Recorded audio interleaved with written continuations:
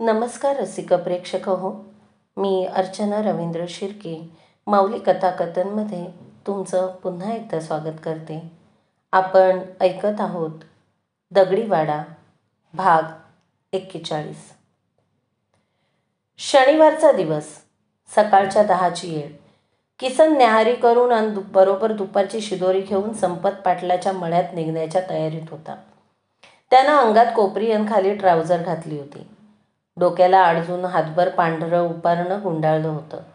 शेतात ट्रॅक्टरच्या टारलीनं मोठमोठे ढीग घातलेले खत पाट्यांनी फावड्यानं पसरवायचं होतं. संपत पाटलानं कालच त्याचे हप्त्याभरीचे मजुरीचे पैसे दिले होते. म्हसोबाची जत्रा 4 दिवसावर आली होती. रावशाला नोकरी मिळाल्यावर घरातलं वातावरण अगदी आनंदी झालं होतं. रावशा अंगणात एका बाजूला लावलेल्या त्याच्या बाईकवरून कपडा फिरवीत होता. सविता तिचा सकाळचा स्वयंपाक उरकून चूल आणि चुलीची पाळ पोचारीत होती. रावशा बाईक साफ करताना आईला विचारत होता, माय, तुला काही आणायचंय का आकुर्डीहून? किलोभर गूळ, 1 चहाचं पावकं आणि तेलाच्या पेटातून पावशेर गावरान तूप घेऊन ये, सविता म्हणली. बाईक साफ केल्यानंतर रावशानं अंघोळ उरकली, कपडे घातले. तो आकुर्डीला जाण्याच्या तयारीत असतानाच दीपकची बाईक रावशाच्या दारासमोर येऊन थांबली. त्याच्या मागं डबल शीट एक अनोळखी माणूस होता. काय रावशा, कुठली तयारी? बाईक घोडीला लावीत दीपकने विचारलं. अरे दीपे, तू ये ये. काय नाही र, जरा आकुर्डीला निघालोय. बरं झालं तू चालास. परतताना तसंच तुझ्याकडून येणार होतो मी. तुला एक भन्नाट आनंदाची बातमी सांगायची. रावशा बोलताना अधूनमधून दीपक बरोबरच्या अनोळखी माणसाकडे पाहत म्हणला. त्याच्याहून मोठी आनंदाची बातमी मीच तुला सांगणार आहे, पण पहिली तुझी बातमी सांग, दीपक बोला. नाही, आता पहिली तुझी बातमी ऐकू दे. नाही रे बाबा, पहिली तुझीच बातमी सांग, दीपक आडून बसला. अरे परवाच माझी ACBच्या नोकरीची ऑर्डर आली, रावशा म्हणला. तशी दीपकनं अभिनंदन करीत त्याला मिठीच मारली. आता माझी गोड बातमी ऐक. नक्कीच तुला दुधात साखर पडल्यासारखं वाटतं. बरोबरच्या माणसाकडे बोट करीत दीपक म्हणला. हे कोण आहेत माहिती आहे का? दीपकनं रावशाला विचारलं. रावशाच्या कपाळावर प्रश्नचिन्ह उगवलं. त्यानं नकारार्थी मान हलवली. अरे हे शंकर तात्या, उज्ज्वलाचे वडील, दीपक उद्गारला. दीपकच्या तोंडून उज्ज्वलाचे वडील हे शब्द बाहेर पडताच रावशाचा चेहरा कलकन खुलला. तो काय समजायचं ते समजला. त्याने शंकरला नम्रपणे नमस्कार केला. या की घरात. असं दारात किती वेळ ताटं कळणार, किसन मध्येच म्हणला. बघा तात्या, काय योगायोग आहे बघा. रावशाच्या नोकरीची बी ऑर्डर आली. ह्यालाच म्हणतात भगवान जब देताय तो छप्पर फाड के देताय, दीपक शंकर तात्यांकडे पाहत म्हणला. सगळेजण घरात आले. पाहुणे 2 प्लॅस्टिकच्या खुर्च्यात बसले. रावशा पलंगावर बसला. सवितानं पाचोराचे हात धुतले आणि ती खालीच टेकली. किसन कामाला निघण्यासाठी चुळबुळ करीत होता. काका, तुम्ही पण थांबा, जरा महत्त्वाचं बोलायचंय, दीपक किसनला म्हणला. किसननं बरोबरची शिदोरी फडताळत ठेवली आणि तो रावशा शेजारी टेकला. शंकरची नजर किसनच्या अख्ख्या घरात फिरत होती. घरात कोणी देवादिकांचे ना फोटो होते ना मूर्त्या. फक्त 3च फोटो होते.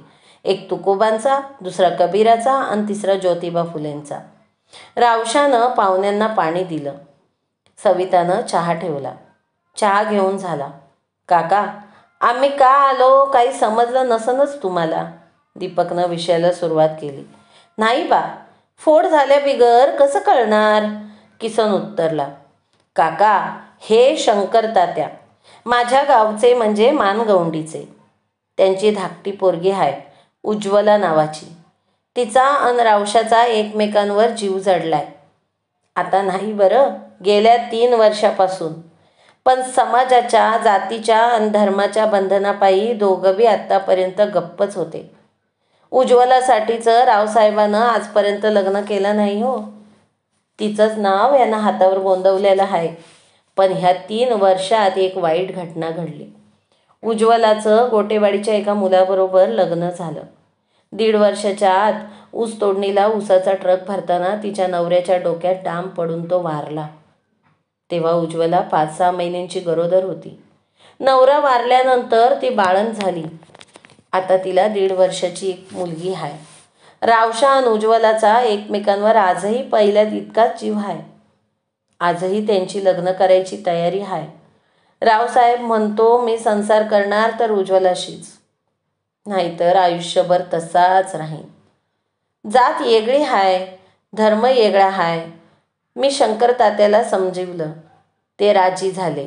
शंकर तात्या उज्ज्वलाची मुलगी त्यांच्याकडं नेहमीसाठी ठेवून घ्यायला तयार आहेत. आता तुमचा विचार सांगा, काय करायचं ते ठरवा. दीपकनं सविता आणि किसनला सगळं सविस्तर सांगितलं. आणि त्या दिवशी केरू आणि मधू असं का म्हणत होते ह्याचा दोघांनाही उलगडा झाला. त्यांची डोकी सुन्न झाली. काय बोलावं सुचत नव्हतं. काय राहू, खरं आहे का हे सगळं? शेजारी बसलेल्या लेकाला किसननं विचारलं.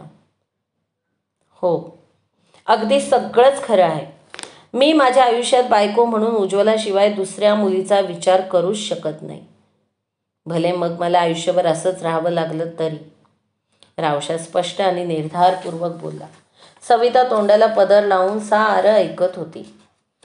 काय दिवे लावून राहिला एकुलता एक दिवा, ती मनातल्या मनात म्हणत होती. हे पहा काका, आज ना उद्या शंकर तात्याला त्याच्या विधवा लेकीचं कुठं ना कुठं धडबर करून द्यावंच लागल. तिची माळ तरी टाकून द्यावी लागल. तिला एखादा दुसाट्याचा घरोबा मिळेल. त्या अगोदर तुम्हाला सगळी कल्पना दिलेली बरी. कारण रावशाचा उज्ज्वलात जीव जडलाय. तिच्यासाठी आतून झुरणी लागतोय तो, आणि तिचा बी त्याच्यावर जीव आहे. जरा येळ कोणी काहीच बोललं नाही. वातावरण गंभीर होतं आणि विषय त्याहून नाजूक आणि गंभीर. जे काही मोकळ्या मनानं सांगायचं ते आत्ताच सांगा. कारण दारात बोरीचं झाड असलं म्हणजे कोणी ना कोणी खडा मारीतच राहणार. मला पोरीला पावसाळ्याच्या आत उजवून टाकायचंय. जवान पोरगी आहे, किती दिस घरात ठेवणार? आणखी पोरगी लहानशी का होईना, पण नोकरीला आहे, अंगणवाडीची मास्तरीण म्हणून. शंकरनं पहिल्यांदा तोंड उघडलं. पुन्हा घरात शांतता पसरली. कोणी काहीच बोलत नव्हतं. किसनचं तर डोकंच चालत नव्हतं. आता तर रावसाहेब नोकरदार झाला होता. त्याला चांगली चांगली स्थळं चालून आली असती. पण करणार काय? आम्हाला विचार करायला जरा वेळ द्या. घरात मसलत करून 2 दिवसात तुम्हाला कळवतो, सविता मध्येच पाहुण्यांना म्हणली. ठीक आहे, परवा संध्याकाळपर्यंत आम्ही तुमच्या निरोपाची वाट पाहू. निरोप नाही आला तर समजून घेऊ की तुमची इच्छा नाही. म्हणजे आम्ही आमच्या मार्गानं जायला मोकळे. नाही का दिप्या भाऊ? शंकर म्हणला. दीपकनं नुसती मान हलवली. जराशी चुळबुळ झाली. चला निघतो मग आम्ही. काय असन ते विचार करून कळवा. खुर्चीतून उठत दीपक किसन आणि सविताकडे पाहत म्हणला. रावशा, भेटतो रे नंतर. म्हणत दीपकनं बाईकला किक मारली. शंकर पाठीमागं बसला. ते दोघं आले तसे निघून बी गेले. किसननं फडताळत ठेवलेली शिदोरी पाठीवर घेतली आणि मोठमोठ्या टांगा टाकीत तो संपत पाटलाच्या मळ्याकडे निघाला. आज त्याला हजेरीनं जायला चांगलाच उशीर झाला होता. डोक्यात विचाराचं धुमशान सुरू होतं. पावलागणिक संपत पाटलाचा मळा जवळ येत होता. त्या रात्री किसन, सविता आणि रावशाची जेवणं झाली. जेवणानंतर रावशा मधू आणि केरूकडं गप्पा मारायला निघाला. रावसाहेब, तू त्या मानगवंडीच्या पोरीशीच लग्न करायचं नक्की ठरवलंय? किसननं लेकाला विचारलं. आबा, तुम्ही दोघं राजी असाल तरच नक्की. तुम्ही नाही म्हणत असाल तर असाच जसाच्या तसा राहीन मी. रावशानं निर्णय आई बापावर सोडला आणि तो चप्पल घालून मित्रांकडे निघून गेला. किसन आणि सविता मोठ्या पेचात पडले होते.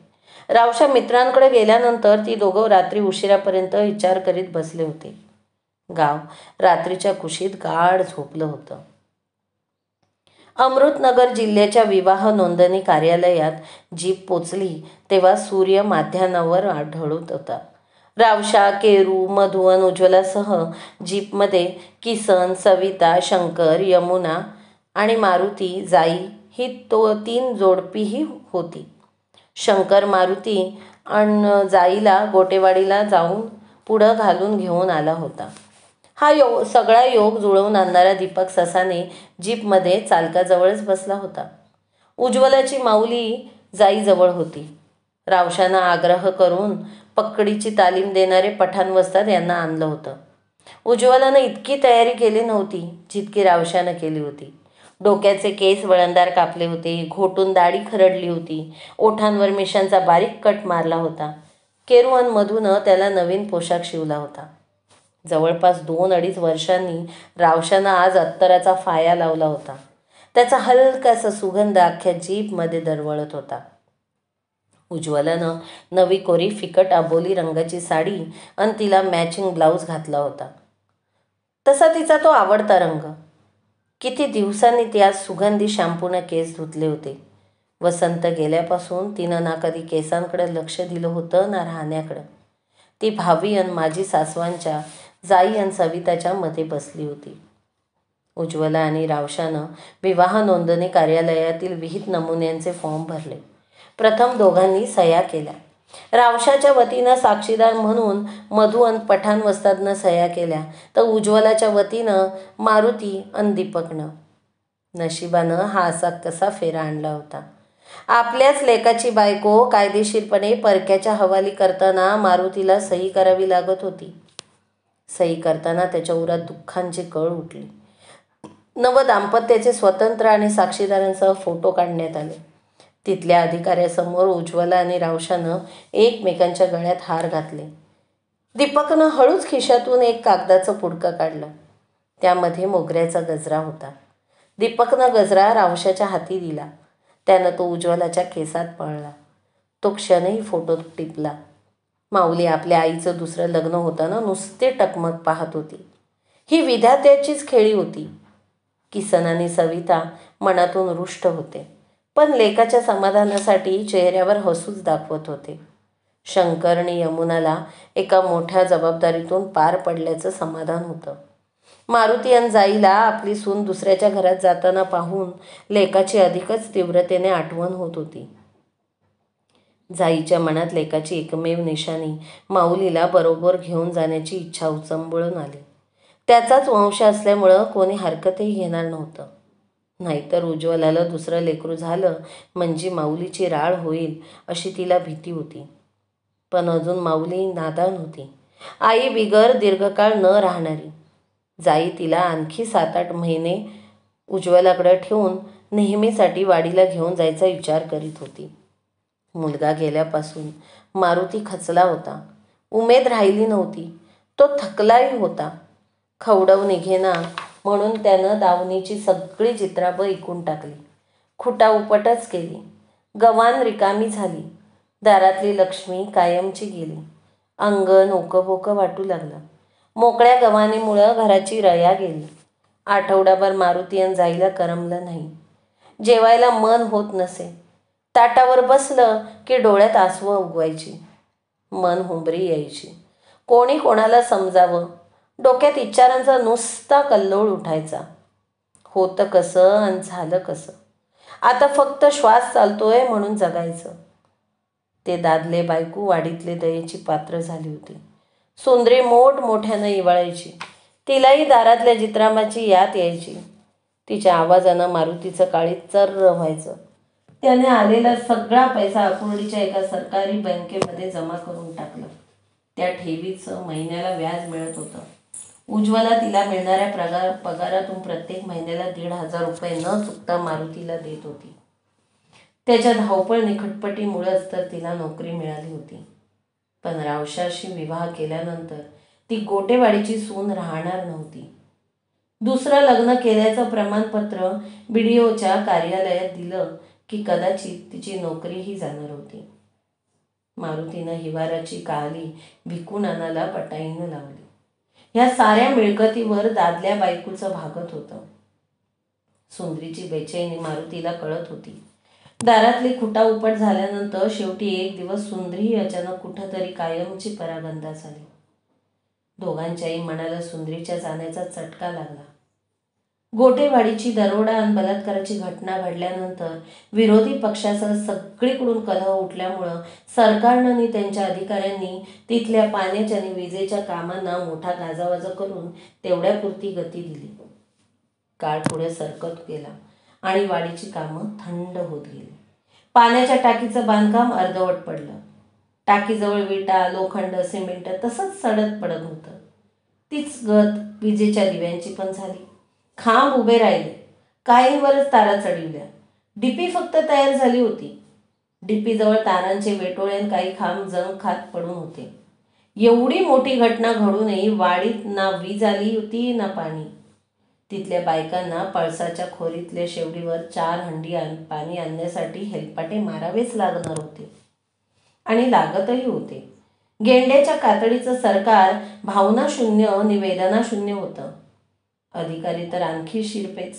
वाडीत घडलेल्या घटनेच्या जखमेवर काळानं खपली आली. जगाच्या आणि जगण्याच्या रहाटात तिथली माणसं गुंतली. वाडीच्या अंगणवाडीत दुसरी शिक्षिका आली. पण वाडीतल्या लेकरांचं आयुष्य घडविण्याची उज्ज्वलासारखी तिला तळमळण भळभळ नव्हती. सालाबादप्रमाणे कारखान्याचा सीझन जवळ येताच ऊस तोडणीसाठी लेबर बांधणारे मुकादम गोटेवाडी भोवतीत गिधाडासारखे घिरट्या घालू लागले. गाडीवानांना आपल्याकडे वळविण्यासाठी लालूच दाखवू लागले. दगडीवाडा तसाच उभा होता. त्यानं त्याच्या प्रत्येक दगडावर आणि चिऱ्यामध्ये त्या घटनेची आठवण आणि दाह कोरून ठेवला होता. वाड्याला ती घटना विसरता येणंही शक्य नव्हतं आणि कोणाला सांगताही येत नव्हतं.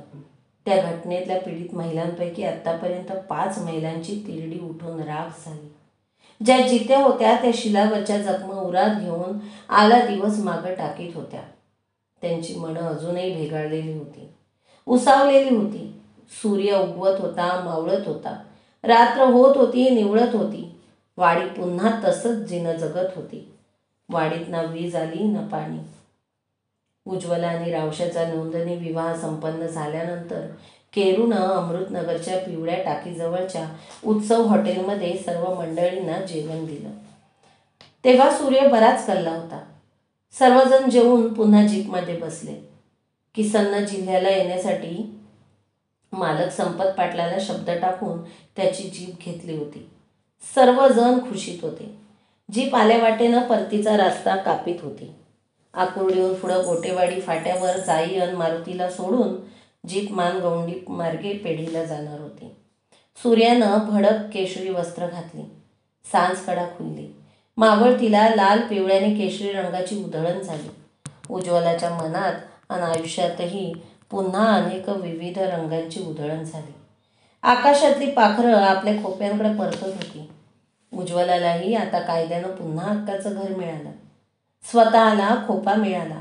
तिची लेक यमुनाच्या मांडीवर गाढ झोपली होती. उज्ज्वला लेकीकडं एकटक अशी पाहत होती. जीप सुसाट धावत होती. जीप गोटेवाडी फाट्यावर थांबली तेव्हा कातर वेळ ढळत होती. काळोख दाटत होता. मारुती आणि जाई खाली उतरले. त्यांचा थांबा आला. उज्ज्वलाच्या संगतीचा प्रवास संपला होता, अगदी कायमचा. उज्ज्वला ही माऊलीला घेऊन जीपमधून उतरली. तिनं लेकीला आजोबा आजीच्या पाया पाडलं. मग स्वतः त्यांच्या पाया पडू लागली. जाईच्या डोळ्यांना धारा लागल्या. तिनं डोळ्याला पदर लावला. उरातून हुंक्यापाठी हुंके निघत होते. मारुतीच्या हृदयात कड दाटून आला. डोळ्यात आसवांनी गर्दी केली. माऊली, माझ्या बाळा म्हणत जाईनं तिच्या नातीला जीवाशी धरलं. तिच्या गालाचे, कपाळाचे पटापट मुके घेतले. मग मारुतीनं नातीचे मुके घेतले. शंकर आणि यमुनानंही मारुती व जाईचा निरोप घेतला. कायद्यानं नात्यातलं स्वैर्य पण संपलं होतं, परंतु मनानं मिट्ट काळोख पसरला होता. जीपच्या लाईटांचा उजेड तेवढा दूरपर्यंत लोंबकळत होता. येते आत्याबाई, मामनजी जपून राहा म्हणत माऊलीला घेऊन उज्ज्वला जड पावलांनी अंतकरणानं जीपमध्ये बसली. चाकं हलली आणि काही क्षणातच जीप पुढचा उतरून वळणावर दिसेनाशी झाली. तशी जाई मोठ्यानं हंबरडा फोडीत नवऱ्याच्या गळ्यात पडली. कुणाची नजर लागली हो आपल्या घराला? कसं होतं आणि कसं झालं ग बाई? असा कोणता गुन्हा घडला हो आपल्याकडून? कोणाच्या तोंडाकडे पाहून जगावं आता? कोणाचा आसरा आहे आपल्याला? जाई हुंदकत होती, फुंदत होती, मुसमुसत होती. मारुतीनं बायकोच्या पाठीवर थापटीत उगी केलं. त्यानं गळातल्या उपरण्यानं स्वतःचे डोळे पुसले होते. आपल्या सुनेला दुसरा घरोबा करून आणि तिला त्याच्या हवाली करून जाई आणि मारुती फाट्यावरून अंधारातली वाट तुडवीत वाटीकडं निघाले. ते एकमेकांच्या आधारानं चालत होते. इथून पुढं त्यांना एकमेकांच्या सहाऱ्यानंच चालायचं होतं, जगायचं होतं. चालताना वर आकाश, खाली धरती आणि धरतीवरचा काळोख फक्त त्यांच्या सोबतीला होता. जीप मानगवंडीला पोचली. शंकरनं बळबळ पाहुण्यांना वकारलं. चहा, फराळ दिला. उज्ज्वलानं गडबडीनं 3-4 साड्या, पेटीकोट, ब्लाऊज आणि आणखी काही जरुरी चीजवस्तू एका बॅगेत भरून बरोबर घेतली आणि माऊली तिला लटकली. मम्मी, तू तू तुता चालली? शाली येत मम्मी? माऊलीनं आईला विचारलं. उज्ज्वलाजवळ खोटं बोलण्याशिवाय पर्याय नव्हता. हो बेटा, मी शाळेत चालली, आयुष्याच्या दुसऱ्या शाळेत, दुसऱ्या वर्गात. तू येतेस का? उज्ज्वला म्हणली. ते त्या निरागस लेकराला कसं कळणार? उज्ज्वलाच्या डोळ्यात आसवं तरळली. ऊर भरून आलं. त्या कोवळ्या जीवाला काय आणि कसं सांगणार ती? नव्हतो, मी आईजवळ राहते म्हणत माऊली यमुनाच्या गळ्यात पडली. रडारड झाली. उज्ज्वला मायबापाच्या पाया पडली. आईची उरभेट घेतली. ती यमुनाच्या गळ्यात पडून खूप रडली. यमुनानं माऊलीला तिच्या जवळच ठेवून घेतलं. बाजूला दीपक उभा होता. तिच्या पाठी पाठच्या भावासारखा खंबीर उभा राहिला होता तो. उज्ज्वला त्याच्याही गळ्यात पडून रडली. धाकटा भाऊ अनिलचा मुके घेत म्हणाल, अणुदादा, जीव लाव रे माझ्या कोकराला. तिनं त्याच्या डोक्यावरून हात फिरवी त्याची हनुवटी धरली. रावशानं दीपकला कडाडून मिठी मारली. त्याच्यामुळेच रावशाला शेवटी त्याची उज्ज्वला मिळाली होती. दोघेही एकमेकांच्या डोळ्यात पाहत होते. रावशाचे शब्द मुके झाले. दिप्या, तुझे आभार मानून मला आपल्या मैत्रीची किंमत करायची नाही, पण यार, पुढे त्याला बोलवेना. त्याचे ओठ थरथरू लागले, डोळे पाझरू लागले. दीपकनं रावशाला पुन्हा मिठीत घेतलं. त्याच्या पाठीवरून हात फिरवला. आपल्या मित्रपणाची एक मिसाल नेहमीच हृदयात कोरली गेली. एवढं मात्र नक्की. रावशा उराला कड सावरीत म्हणला. दीपक फक्त हसला. त्याच्या चेहऱ्यावर समाधानी विलासत होता. शुभेच्छा. तुम्हा दोघांनाही नवीन सांसारिक आयुष्यासाठी मनपूर्वक शुभेच्छा. दीपक दोघांकडे पाहून हलकसा हसत एवढंच बोलला. पेढीला जायला उशीर होत होता. किसन घाई करत होता. सर्वजण जीपमध्ये बसले. चाकं हल्ली आणि शेवटी उज्ज्वला तिच्या नवीन घरी नव्या सासरला निघाली. जीप पेढीच्या रस्त्यानं धावू लागली. शंकर, यमुना आणि अनिल हात हलवून निरोप देत होते. माऊलीचा टाटा करणारा इवलूसा हात अंधुकशा उजेडात उज्ज्वलाला अधिकच कष्टी करीत होता. तिचं हृदय पुन्हा पुन्हा भरून येत होतं. उरात कड दाटत होते. डोळ्यातून अश्रू ओघळत होते. जीप वार कापीत वाऱ्यासारखी धावत होती. जीप पेढीच्या गावकुसात पोचली तेव्हा जेवण वेळ ढळली होती. गावाबाहेरच्या खंडोबाच्या देवळातली घंटा वाजत होती. चुली निवत होत्या. पेढी झोपीच्या तयारीत होती. पेढीच्या चौकात मधू, केरू आणि पठाण वस्तादनं जीपमधून उतरून घेतलं. किसन, सविता, रावशान उज्ज्वलाला त्यांच्या घरासमोर सोडून जीप संपत पाटलाच्या वस्तीकडं निघून गेले. संध्याकाळी 5च्या आसपास जेवणं झाल्यामुळे पुन्हा कोणाचीच जेवायची इच्छा नव्हती. दिवसभराच्या दगदगीनं आणि प्रवासानं सगळ्यांनाच थकवा आला होता.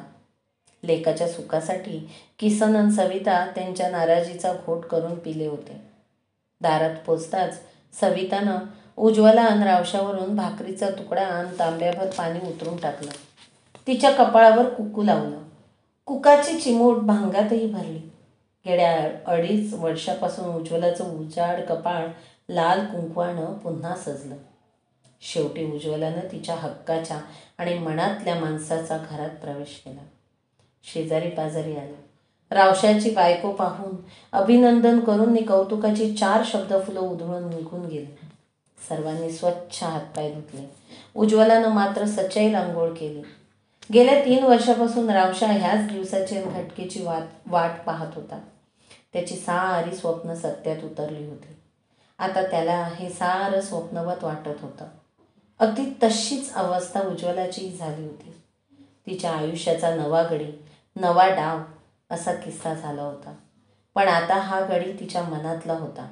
दोघे मिळून संसाराचा नवा डाव मांडणार होते. निरभ्र आकाशात 7व्या घडीचा चंद्र वर आला होता. त्याच्या भोवती चांदण्यांनी वरमायासारखे दूरपर्यंत फेर धरला होता. किसननं अंगातली बाज आडवी केली. तिच्यावर गोधडी टाकून त्यानं आंबलेलं अंग बाजीवर कलंडवलं. सवितानं बाजीजवळच तिचं अंथरूण टाकलं. मोठी जेवण वेळ टळून गेले. हळूहळू गाव शांत होत गेलं. रावशा आंघोळ केल्यानंतर उमललेल्या फुलासारखी दिसणाऱ्या उज्ज्वलाकडं एकटक पाहत होता. चंदनाच्या साबणानं आंघोळ केल्यामुळं तो सुगंध घरभर दरवळत होता. तिचा सुगंधी देह प्रियकरासमोर उभा होता. रावशानं हळूच दाराला कडी घातली आणि उज्ज्वलाचं मनगट धरून एक हलकासा झटका देत तिला मिठीत घेतलं. तिलाही आपली कुडी कधी रावशाच्या बाहूत देईल असं झालं होतं. उज्ज्वलाला मिठीत घेऊन तिच्या डोळ्यात पाहत त्याच्या ओठात खूप दिवसांपासून लपून बसलेला शेर बाहेर पडला. इंतजार की इंतहा ली तुमने जानम, फिर भी हमने हौसला नहीं छोड़ा, लड़ते रहे मुकद्दर से हम मगर किसी और से नाता नहीं जोड़ा. उज्ज्वला तिच्या मनातल्या प्रियकराला मनापासून बिलगली. रावशाचं पहिलवानी शरीर कटदार आणि पिळदार होतं. त्याच्याशी एकरूप होणं हे खऱ्या प्रीतीचं मिलन होतं. रावशाच्या अंगाचा अत्तराचा हलकासा सुवास अजूनही दरवळत होता. तो गंध उज्ज्वलाला अधिकच मोहित करीत होता, सुखावत होता. त्या सुगंधात ती हळूहळू गंधाळू लागली, दरवळू लागली. तरीही वसंत बरोबरची ती पहिली रात्र ना जाणो का तिला हटकून आठवत होती, खुणावत होती. वसंतशी करावं लागलेलं लग्न म्हणजे सामाजिक बंधनापुढं मानाला मारून केलेली तडजोड होती. मनाविरुद्धचा तह होता. किती दिवसांनी तिच्या उरातल्या उष्ण उसाशांना मोकळीक मिळाली होती. रावशाची बोटं तिच्या उरोजावरून हळूहळू वर फिरू लागली. उज्ज्वलानं हळूच डोळे मिटून घेतले. तिच्या अंगात रोमांचाच्या लहरींवर लहरी उठत गेल्या. रावशाचे ओठ अलगद तिच्या डोळ्यांवर टेकले. ती शहारली. उरातले उसासे वाढत गेले. त्याच लयीत दोन्ही उरोज वरखाली होत होती. तणातला ताव अधिकाधिक वाढत होता. उज्ज्वला फुलत फुलत होती. ती रावशाला अधिकच घट्ट बिलगली. ही दोन शरीरं असूच नाही असं तिला वाटत होतं. रावशाचा चेहरा तिच्या लांब काळ्याभोर केसात गुडूप झाला. उज्ज्वलाचे लांब सडक दाट केस त्यानं अंगभर पांघरले. त्या केसांनी तिचं तारुण्य आणखीनच रसरशीत वाटत होतं. केसांचा सुगंधी शॅम्पूचा सुवास, आहा. रावशा कलेकलेनं उज्ज्वलाला खुलवीत होता. तिचं अंग प्रत्यंग रोमांचित होत होतं. रावशाच्या छातीवरच्या कमानी, दंडावरचे गोळे आणि त्याची रगदार मिठी ह्यात तिची काया सामावून गेली. पहिलवानाच्या रगदार आणि पिळदार बाहूत तापलेलं शरीर विरघळण्याची अनुभूती काही वेगळीच होती. हातापायांचे विळखे एकमेकांना गच्चने घट्ट बसले. रावशाच्या मिठीत उज्ज्वला सारं विसरली. ओठांची भाषा ही ओठांनाच कळत होती. उज्ज्वला बेभान बेधुंद झाली होती. चांदण्यात धारा नाहत होती आणि उज्ज्वला रावशाच्या मदनसरीत चिंब चिंब भिजत होती. दोघांनाही ना वेळेचं भान होतं ना बंधन. उभयंताच्या तनातला ताव निवला तेव्हा उगवतीचा काळोख निवळत होता. दुसऱ्या दिवशी भल्या सकाळी गावातल्या मध्यावरच्या चौकात केरुअनमधून भला मोठा फलक लावला. त्याने तो दुसऱ्याकडून लिहून घेतला होता. गावकरी घोळक्यानं थांबून पोस्टावरच्या 2 ओळी वाचत होते. काल रोजी रावसाहेब उज्ज्वला यांचा आंतरजातीय विवाह संपन्न. नवदाम्पत्यास पेडीगावच्या ग्रामस्थांकडून शुभेच्छांसह आशीर्वाद. सविता चहा फराळ केंद्र झाडून झटकून स्वच्छ करण्यात आलं. मधु आणि केरूच्या सर्व कुटुंबाचा त्यात सक्रिय सहभाग होता. त्याचं हॉटेलात रावशानं साऱ्या गावाला त्याला नोकरी मिळाल्याची हिने लग्न केल्याची पार्टी दिली. पुन्हा एकदा सविता हॉटेल माणसांनी गजबजलं. पुन्हा एकदा झोक्यांवर बायकांचा आणि मुलांचा किलबिलाट सुरू झाला.